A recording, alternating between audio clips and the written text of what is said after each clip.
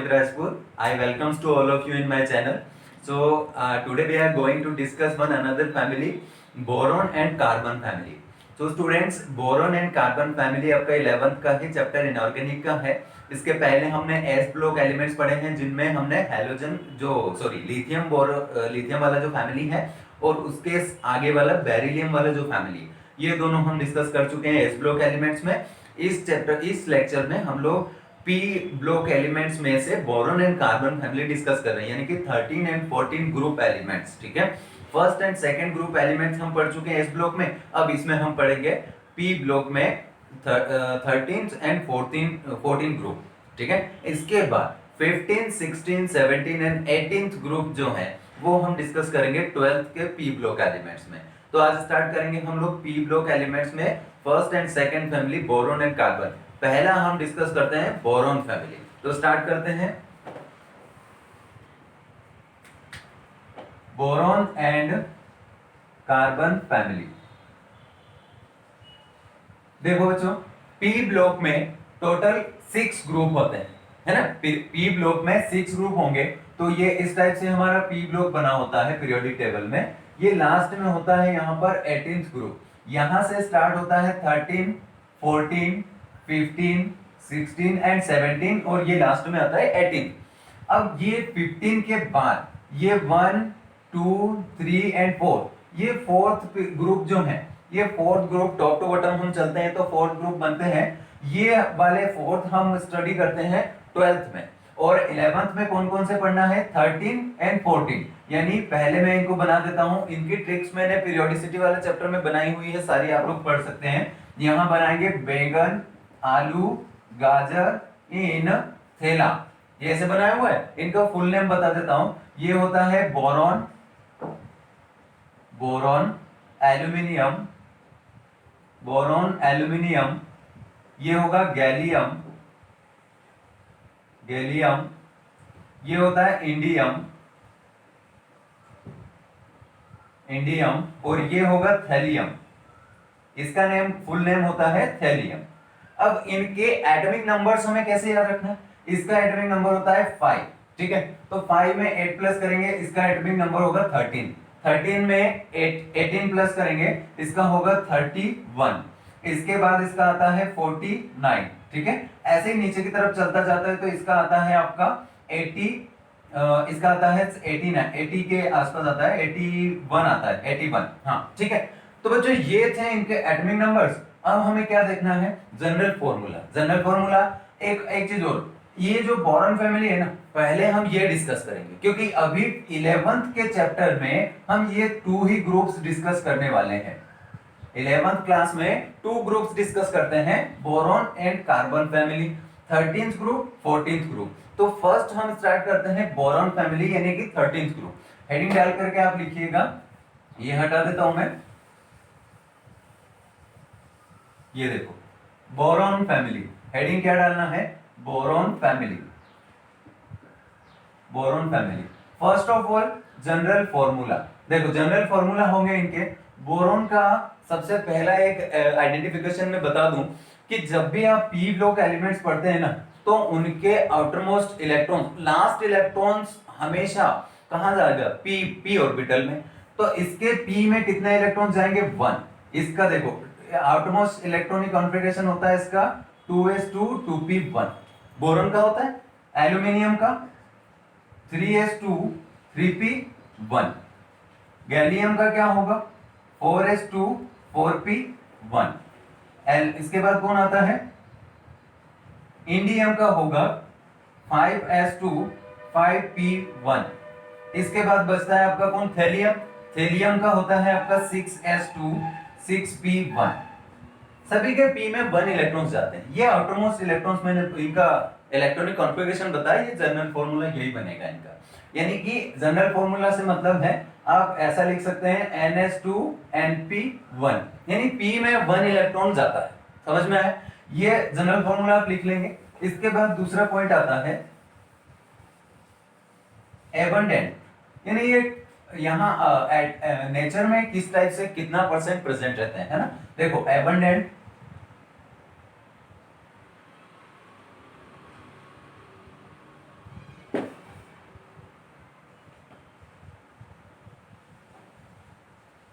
Abundant, देखो boron जो है, बोरॉन के 2 आइसोटोप्स होते हैं। फर्स्ट आइसोटोप होता है B10। B10 कितना परसेंट होता है बच्चों? 19%। और एक होता है B11, यानी B11 कितना परसेंट होता है?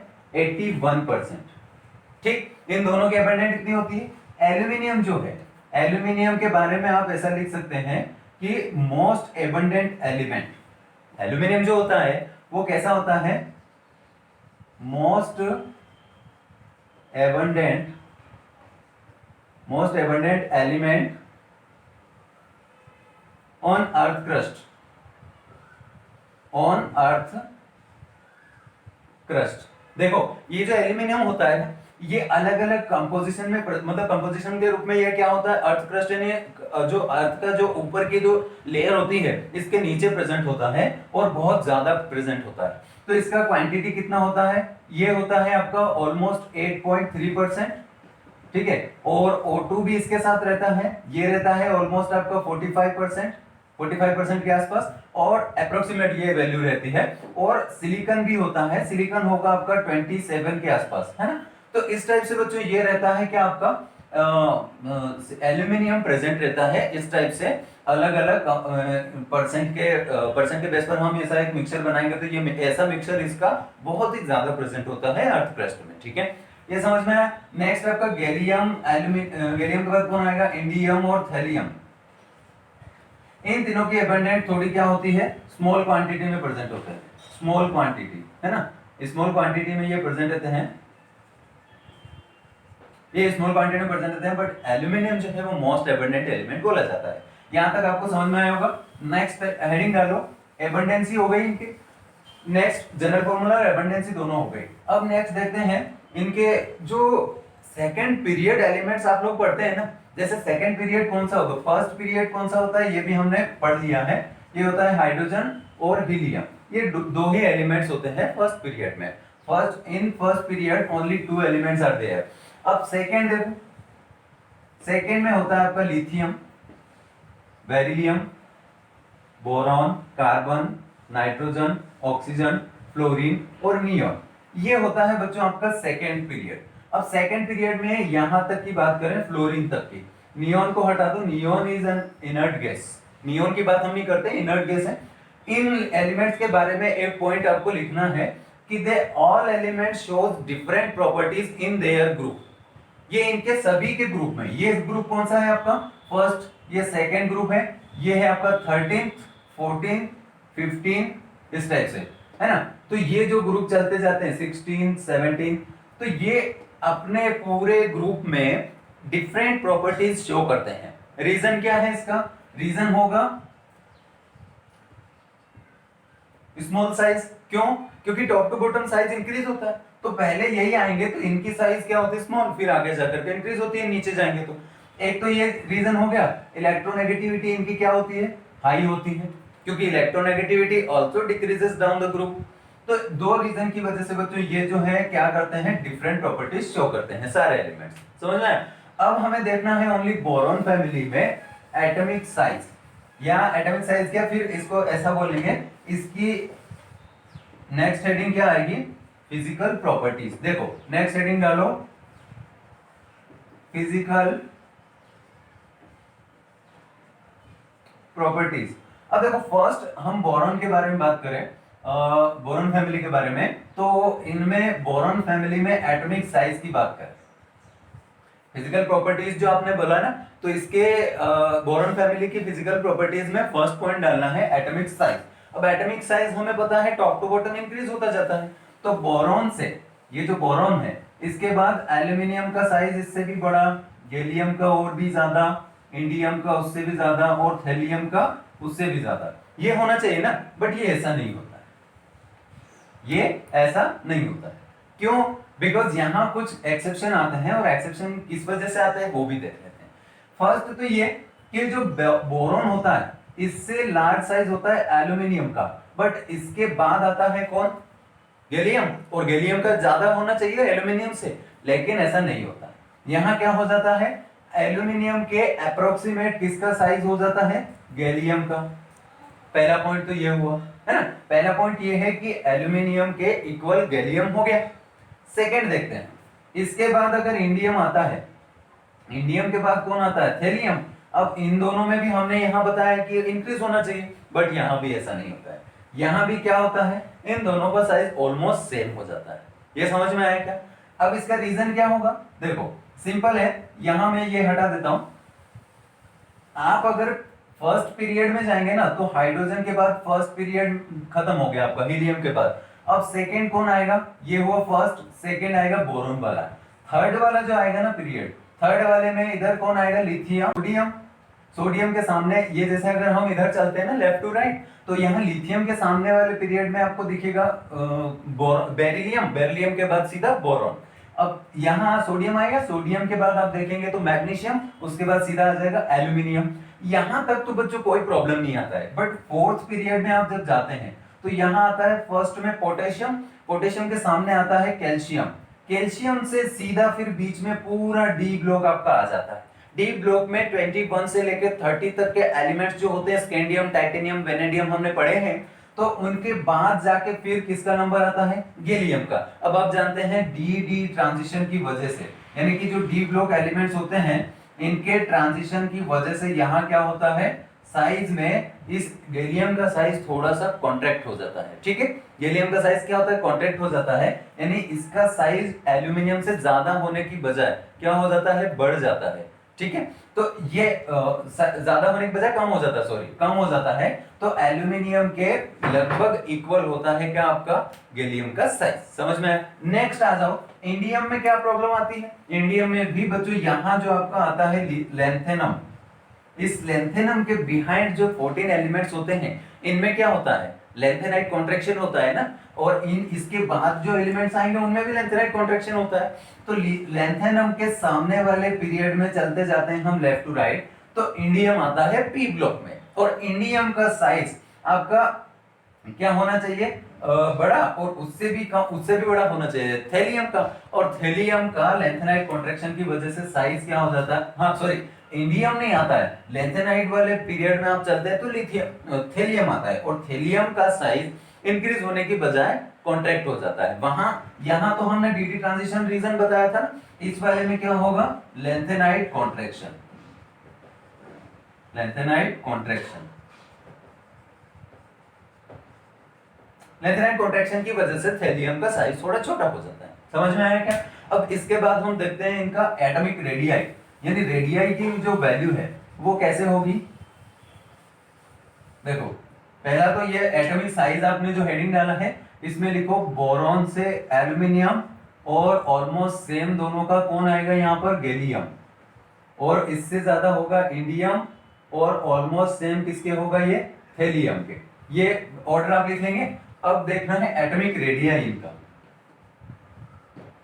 एटॉमिक रेडियाई की वैल्यू क्या होती है, देखो बोरॉन की होती है, बोरॉन होता है यहाँ पर आपका 81 के समथिंग इसका होता है, 88 होता है, 88 बोरॉन का एटॉमिक रेडियाई होता है।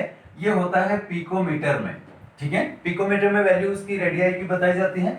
बोरॉन के बाद एल्यूमिनियम का आना चाहिए था, बट किसका आता है, गैलियम का। गैलियम का जो एटॉमिक रेडियाई होता है वो क्या होता है, 135 यानी 135। और इसके बाद आता है किसका, एल्यूमिनियम का, जो कितना होता है 143, है ना, 143 इसका होता है। इसके बाद आ जाएगा कौन आपका, इंडियम, तो इंडियम का होता है 167, और थेलियम का होता है 170। यहां तक समझ में आया क्या, ये एटॉमिक रेडियाई का ऑर्डर हो गया। अब नेक्स्ट देखते हैं हम लोग इनका आयनिक रेडियाई। तो आयनिक रेडियाई भी हेडिंग डालो आप इसके बाद, सेकेंड हो जाएगा ionic radii, ionic radii, ionic radii. ठीक है, अब बताओ आयनिक रेडियाई होता क्या है। आयनिक रेडियाई यानी ये जब इलेक्ट्रॉन डोनेट कर देते हैं तो इनका रेडियाई क्या बनेगा, तो सिंपल है, ये सारे क्या करते हैं, +1 और +3 ऑक्सीडेशन स्टेट शो करते हैं। यानी मैक्सिमम ऑक्सीडेशन स्टेट इनकी कितनी होती है, +3। तो +3 में without excited state, without excited state इनकी +3 होती है। ठीक है, तो देखो यहाँ आपका बोरॉन 3+ हो जाएगा, एल्यूमिनियम 3+, यहाँ आपका गैलियम 3+, और यहाँ हो जाएगा इंडियम 3+, और इधर आपका होगा थेलियम 3+। ये ऐसे इंक्रीज होता जाएगा। समझ में आया क्या। ये ऑर्डर होगा, सिंपल है, कुछ इसमें खास नहीं है। साइज बढ़ेगा एटॉमिक साइज तो रेडियस भी बढ़ेगा, लेकिन यहाँ पर कोई कॉन्ट्रैक्शन वगैरह का कोई एक्सेप्शन नहीं रहता है, सिंपल है ना। अब नेक्स्ट देखते हैं थर्ड पॉइंट, सेकंड हो गया, थर्ड देखते हैं। थर्ड होगा इनका डेंसिटी, देख लो डेंसिटी तो टॉप टू बॉटम इंक्रीज ही होगा, तो ये वाला पॉइंट भी इसमें लिखो, क्योंकि डेंसिटी क्यों इंक्रीज होगी, क्योंकि नंबर ऑफ इलेक्ट्रॉन्स भी बढ़ रहे हैं ना, टॉप टू बॉटम हम जाते हैं, नंबर ऑफ इलेक्ट्रॉन्स बढ़ेंगे तो डेंसिटी बढ़ेगी, सिंपल है। तो नेक्स्ट आपका इसमें हेडिंग डालना है डेंसिटी। डेंसिटी क्या हो जाएगी, बोरॉन से एल्यूमिनियम की तरफ इंक्रीज होती जाएगी। चलिए ये हो जाएगा। फोर्थ पॉइंट बताओ, इलेक्ट्रोनेगेटिविटी। इलेक्ट्रोनेगेटिविटी भी टॉप टू बॉटम इंक्रीज होती है ना, कि नहीं होती है, नहीं होती है। इलेक्ट्रोनेगेटिविटी में थोड़ा डिफरेंस आ जाता है, देखो बोरॉन की इलेक्ट्रोनेगेटिविटी होती है 2.0, अब इसके बाद नंबर आता है किसका, सीधा थेलियम का, ठीक है। देखो इसके बाद डिक्रीजिंग ऑर्डर आप लोगे ना इलेक्ट्रोनेगेटिविटी का, तो यहाँ थेलियम का इलेक्ट्रोनेगेटिविटी होता है 1.8, इसके बाद होता है किसका, थेलियम के बाद इंडियम आ जाता है, इंडियम का होता है 1.7, और इसके बाद कौन आता है, गैलियम, गैलियम का होता है 1.6, और उसके सबसे सॉरी ये साइन ऐसा लगा, उसके सबसे लास्ट में आता है एल्यूमिनियम, और इसका एटॉमिक रेडियस होता है 1.5। समझ में आया क्या बच्चों, ये इलेक्ट्रोनेगेटिविटी ऑर्डर है इनका, इसमें कोई डाउट है नहीं है, तो आगे बढ़ते हैं। अब देखो इलेक्ट्रोनेगेटिविटी तक हो गया आपका। नेक्स्ट टॉपिक नेक्स्ट पॉइंट इसमें देखते हैं हम, ऑक्सीडेशन स्टेट।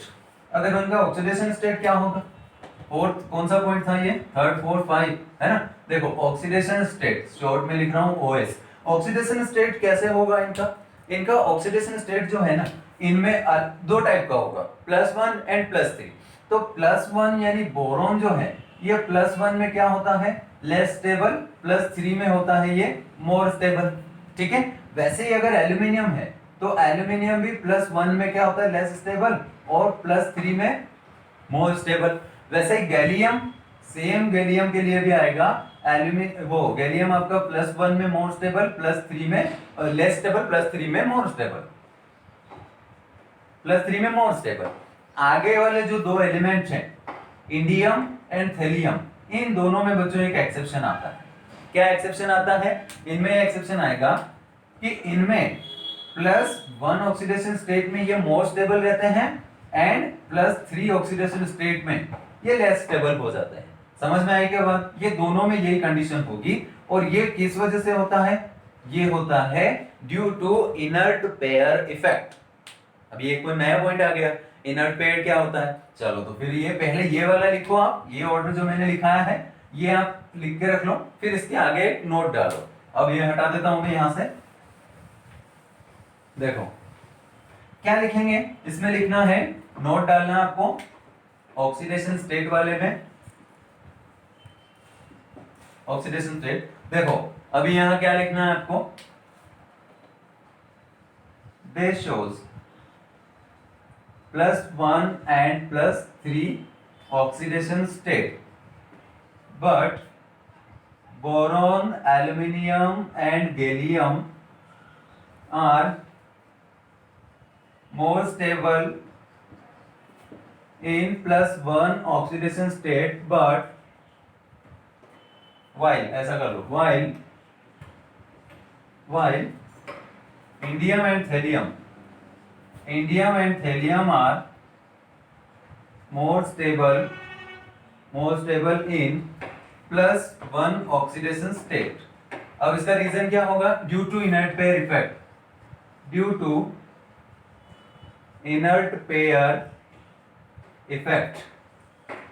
समझ में आया क्या बच्चों, क्या लिखा है कि ये जो ऑक्सीडेशन स्टेट इनकी होती है ना, ये +1 और +3 शो करते हैं, उसमें से बोरोन, एल्यूमिनियम एंड गैलियम +1 में मोर स्टेबल होते हैं, लेस स्टेबल होते हैं, +3 में मोर स्टेबल होते हैं, जबकि इंडियम एंड जो थेलियम जो होता है ये दोनों आपके +1 में मोर स्टेबल, वाइल +3 में लेस स्टेबल होते हैं। Reason due to inert pair effect. Inert pair effect क्या होता है इसको भी समझते हैं। ये हेडिंग, ये अगर आपने लिखा हो, नेक्स्ट हेडिंग डालो इनर्ट पेयर इफेक्ट।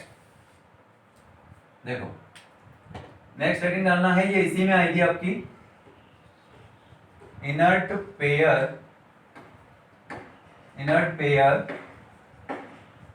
इफेक्ट। अब बताओ इनर्ट पेयर इफेक्ट क्या होता है, देखते हैं। जब देखो इंडियम और थेलियम दोनों का केस लेते हैं, इंडियम का होता है 5s2 और 5p1, 5s2 5p1 होता है। अब इनके आउटरमोस्ट शेल कौन सी हुई, 5 वाली हुई ना। अगर इलेक्ट्रॉन कितने हैं आउटरमोस्ट शेल में, 3 इलेक्ट्रॉन्स हैं। स्ट्रक्चर बनाओगे तो न्यूक्लियस, फर्स्ट शेल में 2 इलेक्ट्रॉन, सेकेंड में 8, उसके बाद वाले में 18, ऐसे करके आपको टोटल इसमें इलेक्ट्रॉन्स फिल करना। लेकिन यहां आपको समझना है वो क्या चीज है कि जो 5s वाली शेल होगी इसमें 5s 5p एंड 5d ऐसे रहेगा। अब इनमें 5s में जो 2 इलेक्ट्रॉन्स हैं ये, और ये p में 1 इलेक्ट्रॉन, ये 3 इलेक्ट्रॉन्स कैसे हैं जिनको कि डोनेट किया जा सकता है। +3 ऑक्सीडेशन स्टेट में आएंगे तो इनको डोनेट कर सकते हैं। तो इंडियम के केस में, इसके पहले वाले में समझ सकते हैं हम। सपोज हमने ले लिया गैलियम का केस। गैलियम के एग्जांपल में अगर हमने क्या लिया, गैलियम के एग्जांपल में ये होता है आपका 4s2 और 4p1 होता है। अब इनमें क्या रहता है कि ये जो आउटरमोस्ट शेल इनकी होती है ना, सपोज ये 4s वाली शेल है, ऐसे ही मैंने सिर्फ बनाया आपको एक्सप्लेन करने के लिए, समझाने के लिए कि 4s और 4p, 4s और 4p ये आउटरमोस्ट शेल है इनकी। अब इनमें इलेक्ट्रॉन्स कितने हैं, 4s में 2 और 4p में 1। तो क्या होना चाहिए, ये क्या करेंगे, ये तीनों इलेक्ट्रॉन्स डोनेट कर देंगे, यानी कि ये तीनों में 0, यहां पर 0 0 आ जाएगा और इसकी ऑक्सीडेशन स्टेट हो गई +3। अब क्या हुआ बच्चों कि ये बाहर वाले इलेक्ट्रॉन्स जो इसने डोनेट कर दिए हैं, तो ये वाली शेल, इसकी आउटरमोस्ट शेल पूरी वैकेंट हो गई एक तरह से, क्योंकि इलेक्ट्रॉन्स में डोनेट कर दिए हैं।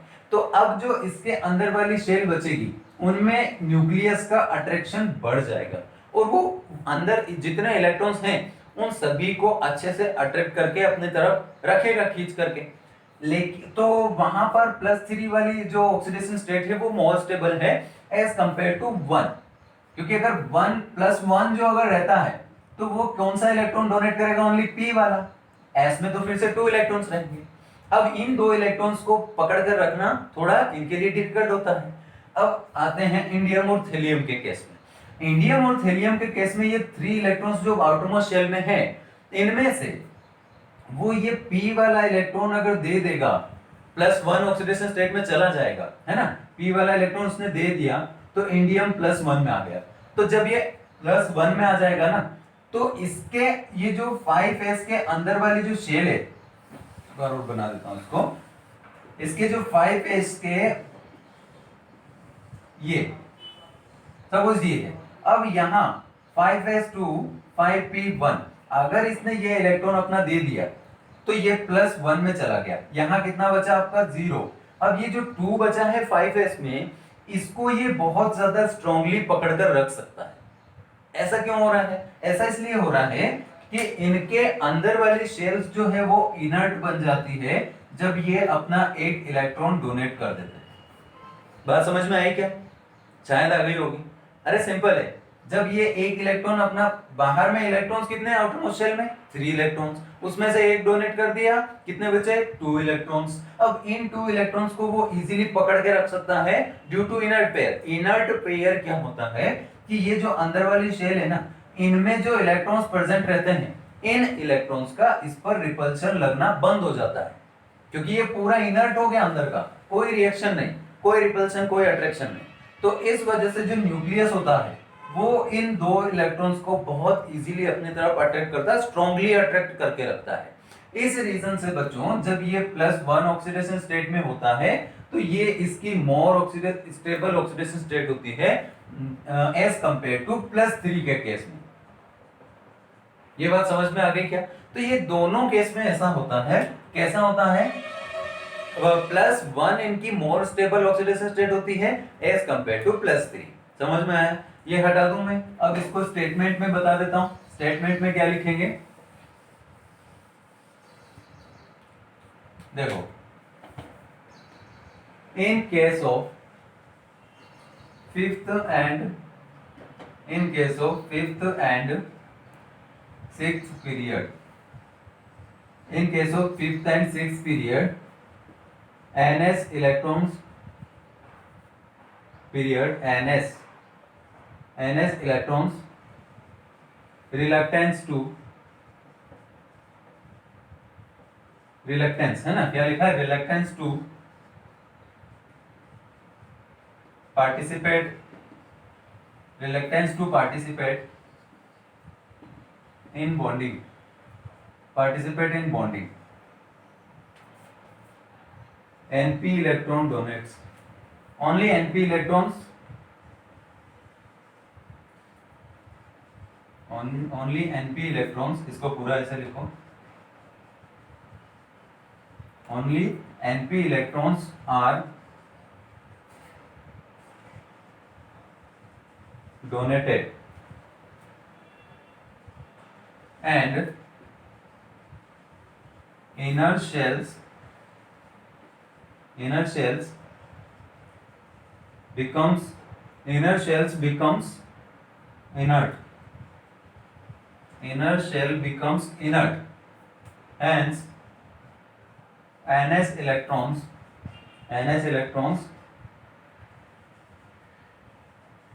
attracted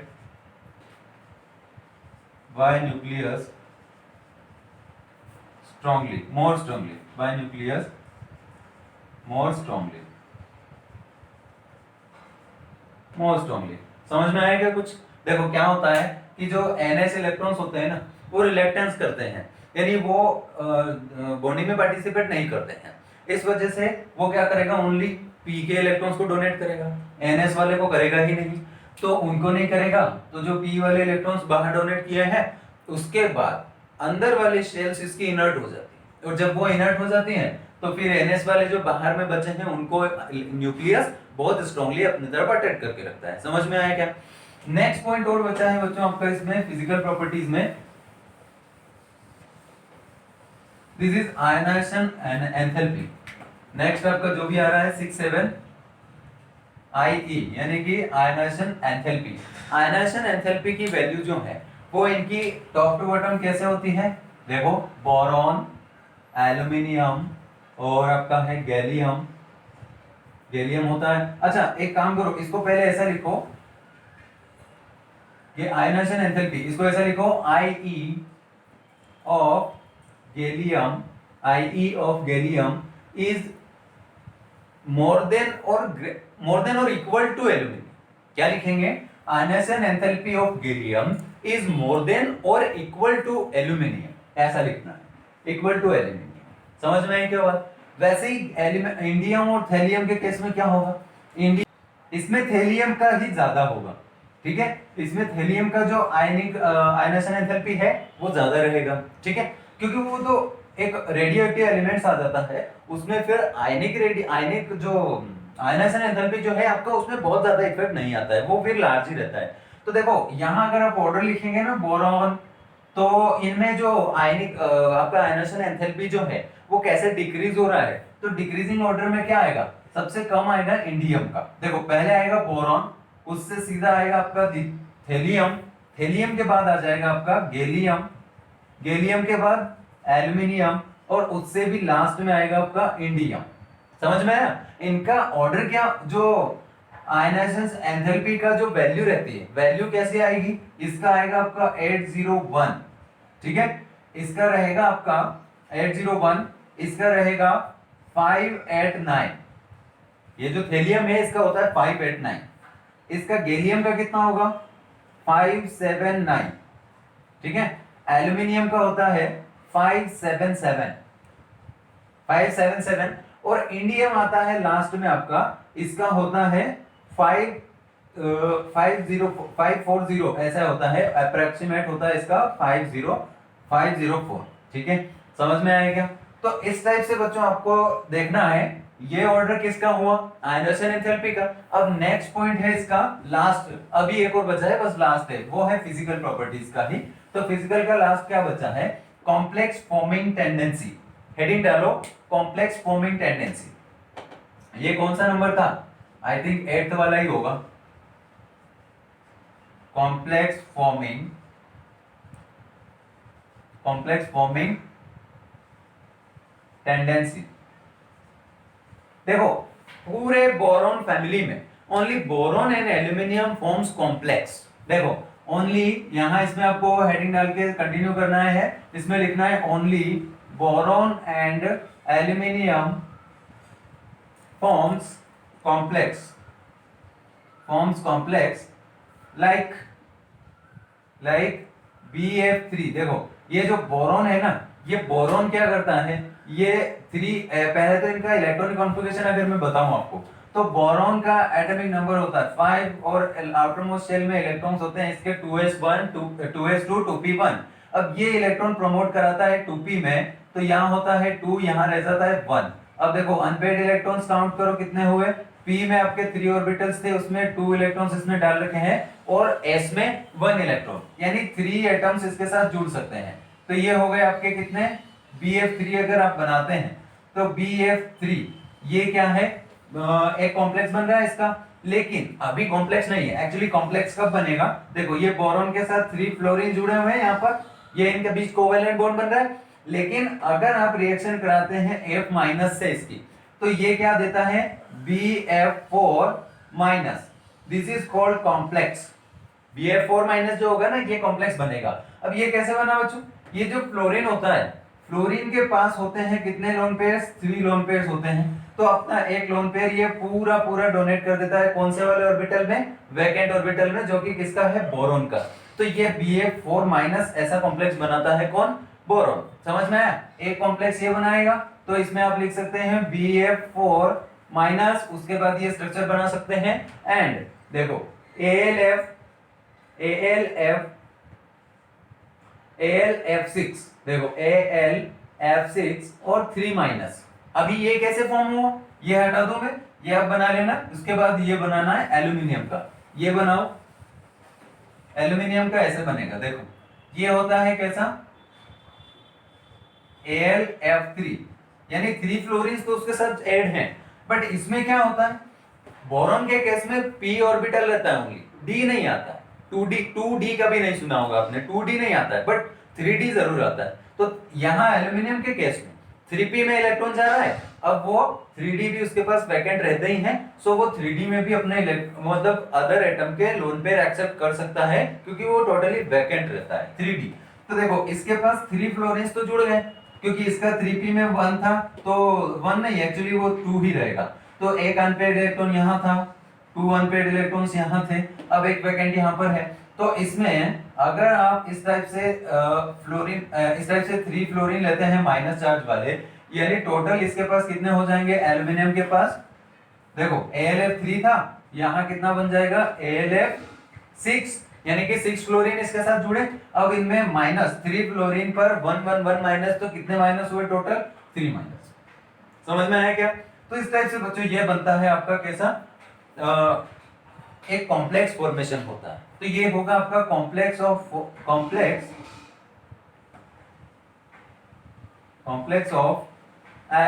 aluminium. किसका कॉम्प्लेक्स बना ये, एल्यूमिनियम का। तो इस टाइप से कॉम्प्लेक्स फॉर्मिंग टेंडेंसी इनकी होती है। नेक्स्ट आ जाओ, नेचर ऑफ कंपाउंड।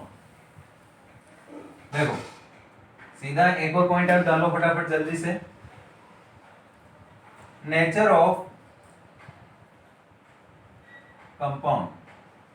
अब कंपाउंड का नेचर, यानी बोरॉन और carbon, boron and aluminium, sorry carbon अभी बाद में पढ़ेंगे।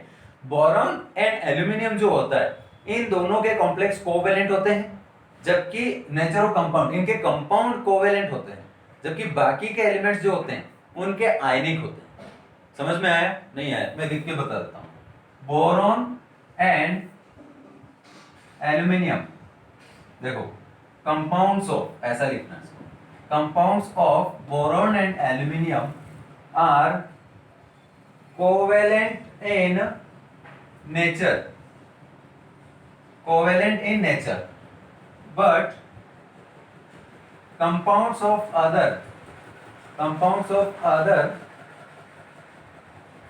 ionic in nature, ionic in nature due to large size, due to large size। देखो साइज लार्ज होगा due to large size, size large होगा तो जो जैसे boron, aluminium, gallium, indium and thallium जो होता है ना, इन तीनों के जो कंपाउंड्स होंगे वो कैसे हो जाएंगे, आयनिक होंगे, आयनिक होंगे नेचर में। और इनके दोनों के जो होते हैं वो कैसे होते हैं, कोवेलेंट, कोवेलेंट होते हैं। ठीक है, तो कोवेलेंट इनके जो कंपाउंड बनते हैं वो बनते हैं बोरोन एंड एल्यूमिनियम के। समझ में आया क्या? ये पॉइंट हुआ। अब देखो ये जो एल्यूमिनियम है ना, इसके बारे में एक पॉइंट और है, वो मैं आपको करा देता हूं। इसको हटाओ जरा, यहां लिखेंगे, एक नोट बना के लिखो। देखो यहां लिखना है, एक नोट डालो। नोट एल्यूमिनियम के बारे में है। जो एल्यूमिनियम का कॉम्प्लेक्स कंपाउंड बना, सपोज हमने लिया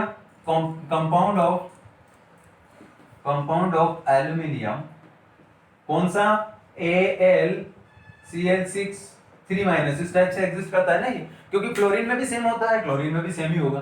तो ये जो कॉम्प्लेक्स इसका बनेगा, कंपाउंड जो बनेगा, तो इसको हम क्या बोलेंगे? Compound of aluminium like AlCl6। इसको 3- हटा भी सकते हैं हम, क्योंकि अभी इसको कॉम्प्लेक्स बनाएंगे। ये कैसा है? अभी एनहाइड्रस है, ये एनहाइड्रस है अभी। तो इसको हमें ऐसा लिखना है, compound of aluminium like AlCl6 in anhydrous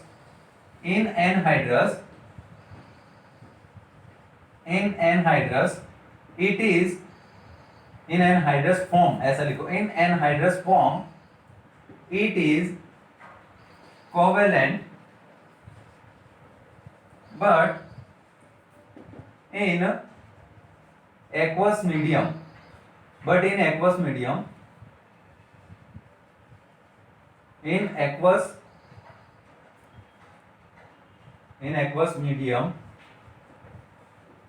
it is ionic in nature due to formation of complex with water। ये बात समझ में आई क्या?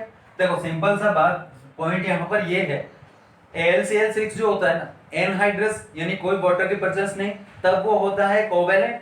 बट अगर उसमें वाटर ऐड किया जाए, एक्वस मीडियम में उसको डाला जाए, तो वहां पर एक कॉम्प्लेक्स फॉर्मेशन होगा, उसकी वजह से वो कोवेलेंट बनेगा, आयनिक बनेगा। इसका रीजन क्या है, मैं इसको बना के बता देता हूं। कॉम्प्लेक्स का फॉर्मेशन होता है वाटर के साथ, तो देखो कैसे बनेगा, पहले तो ये देखो। अगर हम रिएक्शन इसकी देखो कैसे बन रहा है, कॉम्प्लेक्स का फॉर्मेशन, हम AlCl6 ले रहे हैं ना, तो यहां पर हम कैसा लें? AlCl, ऐसा लो, एक काम करो, AlCl जो होता है ये ऐसे लिया हमने, Al2Cl3 ऐसा ले लिया, इसको रिएक्शन कराई हमने सपोज 12H2O मॉलिक्यूल के साथ। समझ में आया? इसकी रिएक्शन से, ये पहले एनहाइड्रस था, अब ये वाटर के साथ यानी एक्वस मीडियम में जा रहा है।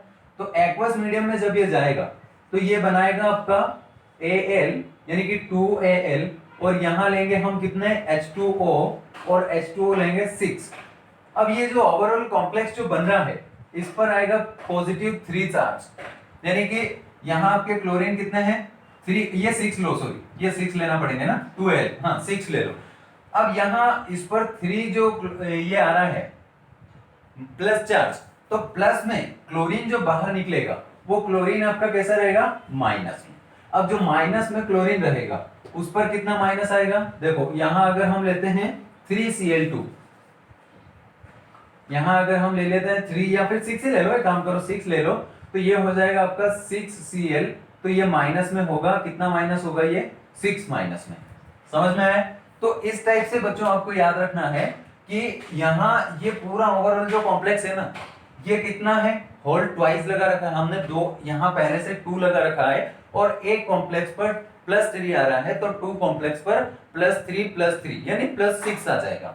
और यहाँ H2O का कोई फर्क नहीं पड़ रहा है, क्यों नहीं? क्योंकि ये न्यूट्रल होता है, तो H2O न्यूट्रल होता है, इसकी वजह से ओवरऑल कॉम्प्लेक्स पर +3 आ रहा है एक पर, और 2 कॉम्प्लेक्स हैं, इस वजह से हो जाएगा +6। अब +6 इस पर आ रहा है, तो 6 क्लोरीन जो बाहर जा रहे हैं उन पर -6 आएगा। इसका सीधा सीधा मतलब ये है, आप चाहो तो मैं यहां बना के बता देता हूं आपको। देखो यहां आपने लगाया होल ट्वाइस, यानी कि 2, टोटल आपके कॉम्प्लेक्स कितने बन रहे हैं? 2। बन कैसे रहे हैं? एल्यूमिनियम, यहां आपके ब्रैकेट में हमने लिए H2O मॉलिक्यूल, अब वो कितना है H2O मॉलिक्यूल? 6। अब H2O हमेशा आपको पता है कैसा होता है? न्यूट्रल। +3 आपने चार्ज लगाया, 3 टू 6 प्लस आ रहा है दो कॉम्प्लेक्स पर करके। Cl कितने हैं आपके पास, 6 Cl है, यहां लगा दो 6 माइनस। बात समझ में आई क्या, -6 और यहाँ पर 3 टू 6 प्लस कैंसिल, यानी कि एक कॉम्प्लेक्स इस टाइप का फॉर्मेशन होता है एक्वस के केस में। ये चीज आपको बहुत अच्छे से समझ में आई होगी। अब नेक्स्ट देखते हैं हम इनकी केमिकल प्रॉपर्टीज।